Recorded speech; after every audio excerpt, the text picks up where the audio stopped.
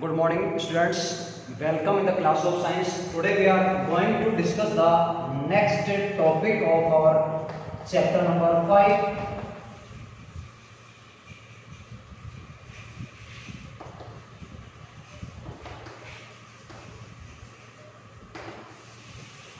Next topic. As in the last class we were discussing about some important cell organelles. Today we will discuss about the remaining cell organelles of a cell. And the next one is plastid.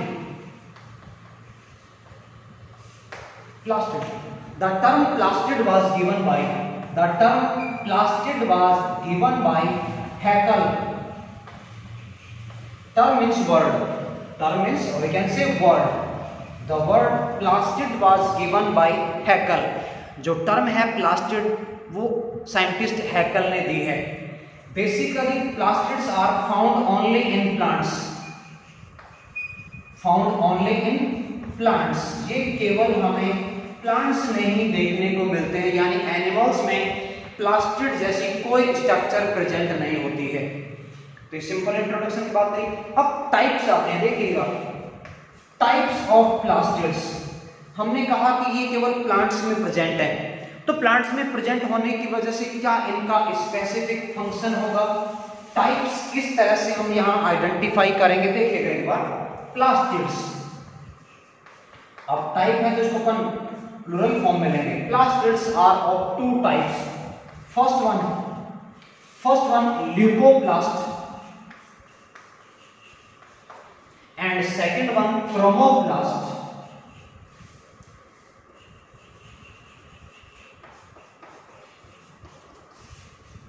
Leucoplast and chromoplast. Leucoplast are the plastids which are colorless in the nature. They are colorless or white, either colorless or white. But chromoplasts are the colored plastids. You can say they are colored. Which coloring found in these plastids we'll discuss later on. But in today's class, first of all, leucoplast, which are colorless or white in the nature. देखिएगा leucoplast की भी अलग अलग category होती हैं. अब वो category क्या है, देखिए एक को हम कहते हैं एमाइलोप्लास्ट.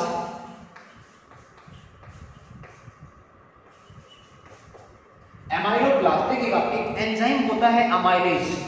एमाइलेज एंजाइम क्या करता है, स्टार्च को माल्टोज में कन्वर्ट करने का काम करता है. तो एमाइलोप्लास्ट के लिए अपन कह सकते हैं कि ये फैट, अपन कह सकते हैं कि ये स्टार्च या कार्बोहाइड्रेट के स्टोर करने का काम करेंगे.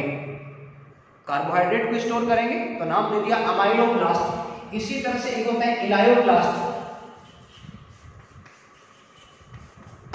इलायोप्लास्ट क्या काम करेंगे, ऑयल पार्टिकल्स यानी फैट को स्टोर करने का काम करते हैं. फैट्स जिनको कि अपन लिपिड्स भी कहते हैं.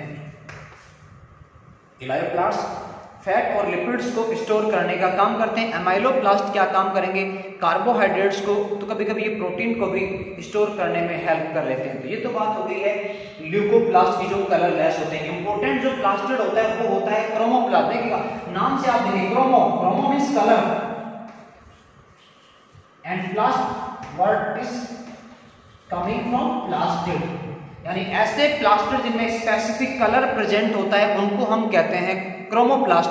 और क्रोमोप्लास्ट का एक बेटर एग्जांपल आप लोग सभी जानते हैं क्लोरोप्लास्ट है.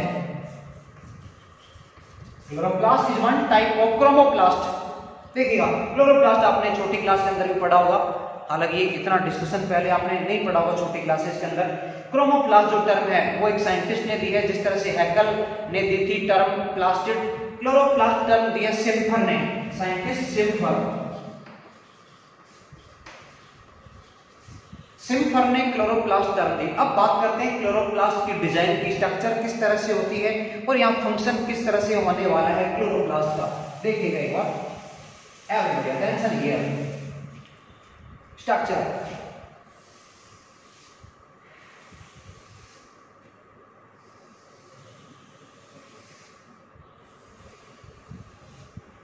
Chloroplast is double membrane bound structure. जैसे कि आप देख पा रहे हैं, two membranes are here. Two membranes are here, so we can say double membrane bound structure.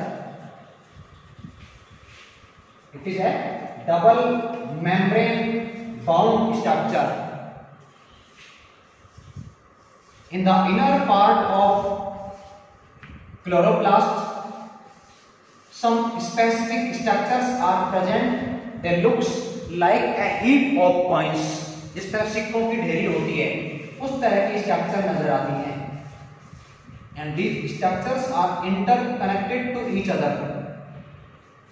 And these structures are known as thylakoids. Thylakoids, and the connection between two thylakoids is known as Fred channel. Fred channel. Fred channel is a membrane which connect two thylakoids to each other. यानी Fred channel की help से दोनों थाइलेकोइड्स एक दूसरे से connect बनी रहती हैं. इसके बाद जो यहाँ इनर मैट्रिक्स जो होता है, जो कि एक तरह से साइटोप्लाज्म की तरह बिहेव करता है, इसको हम कहते हैं स्ट्रोमा. स्ट्रोमा और जो थाइलेकोइड्स हैं ये मिलकर बनाती है grana.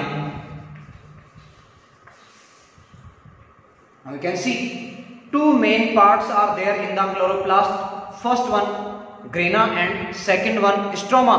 Chlorophyll are also present in the thylakoids. यानी thylakoids में ही chlorophyll भी present होता है, तो अपन ये कह सकते हैं chloroplast में chlorophyll present होता है. What is the basic difference between chloroplast and chlorophyll? Chloroplast is a cell organelle, while chlorophyll is a green pigment which provides green color to the plant parts. Chloroplast cell organelle है जो कि photosynthesis की site की तरह काम करता है, और जो क्लोरोफिल है वो क्लोरोप्लास्ट में ही प्रेजेंट है, और पिगमेंट होने की वजह से क्लोरोफिल प्लांट के पार्ट्स को ग्रीन कलर प्रोवाइड करने का काम करता है. तो आप समझ चुके होंगे मेन फंक्शन यहाँ पे क्या होगा. Chloroplast is known as a site of photosynthesis. It is a site of photosynthesis, यानी जो फोटोसिंथेसिस की प्रोसेस है वो क्लोरोप्लास्ट में ही कंप्लीट होती है. एक और खास चीज आती है क्लोरोप्लास्ट के लिए, जिस तरह से हमने माइटोकॉन्ड्रिया में देखा था, mitochondria contains its own genetic material in the form of DNA. Like that chloroplast also contains its genetic material in the form of DNA. यानी यहां पर भी डीएनए प्रेजेंट होता है. Due to the presence of DNA chloroplast is known as the semi autonomous cell organelle, जो अपने activities को खुद कंट्रोल करने का काम करता है. ये बात होगी क्लोरोप्लास्ट की.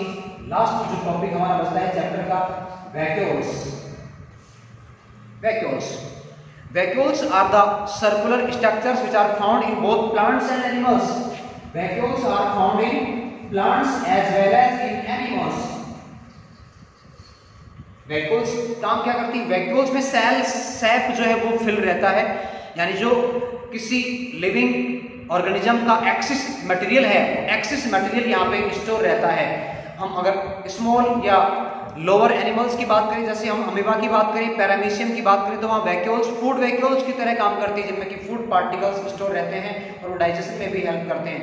जो हायर एनिमल्स हैं उनमें ये एक्सिस जो मटेरियल है उसको स्टोर करते हैं और स्टोर करने के बाद उसको एलिमिनेट करने में भी हेल्प करती हैं. अब साइज की अगर बात करें हम, तो देखिएगा जो एनिमल सेल है, एनिमल सेल में जो वैक्यूल्स हैं उनकी साइज स्मॉल होती है, जिसकी वजह से न्यूक्लियस सेंटर में बना रहता है. प्लांट सेल की अगर हम बात करें तो प्लांट सेल देखिए क्या होगा, प्लांट सेल आउटरमोस्ट जो कवरिंग है वो सेल मेम्ब्रेन होगी. तो यहाँ जो न्यूक्लियस है वो पेरिफेरी की तरफ चला जाता है. रीजन क्या रहा, जो वैक्यूल्स होती हैं उनकी साइज लार्ज होती है. Large vacuoles are found in the plant cells, their nucleus is known as eccentric nucleus, while small vacuoles are found in the animal cell, so their nucleus is found in the central part of a cell. वहाँ centre में present होता है nucleus. तो ये इस तरह से मैंने चैप्टर नंबर 5 को कंप्लीट कर लिया है. इसके क्वेश्चंस आंसर का मैं एक अलग से वीडियो बना के आपको सेंड करूंगा. चैप्टर के कंप्लीट जो क्वेश्चंस आंसर हैं आपको करने हैं. जिन स्टूडेंट्स ने पहले कर लिए हैं क्वेश्चन आंसर्स, उनको दोबारा करने की बिल्कुल रिक्वायरमेंट नहीं है, तो दोबारा मत कीजिएगा. फर्स्ट अटेम्प्ट में आपको करना है. हाँ, प्रैक्टिस आप सभी करते रहें. जो क्वेश्चन आंसर कर चुके हैं वो एक बार फिर से प्रैक्टिस कीजिएगा. रफ कॉपी में आप प्रैक्टिस कर सकते हैं, फेयर कॉपी में भले ही आप मत कीजिएगा. प्रैक्टिस आप अच्छे से करते रहें. अगर फिर भी किसी क्वेश्चन में आपको डाउट रह जाती है वीडियो बनाने के बाद, अभी वीडियो आपको मिलने वाला है, उस वीडियो में आप चेक कीजिएगा। अगर आप सेटिस्फाई हो जाते हैं, क्वेश्चंस आपको समझ आ रहे हैं आंसर्स के साथ, तो दिक्कत है नहीं। अगर प्रॉब्लम आती है तो आप मुझे अपना क्वेश्चन वाया व्हाट्सएप सेंड कर सकते हैं, हम उस पर भी जो है डिस्कशन कर लेंगे। Now that's all for today, thank you so much.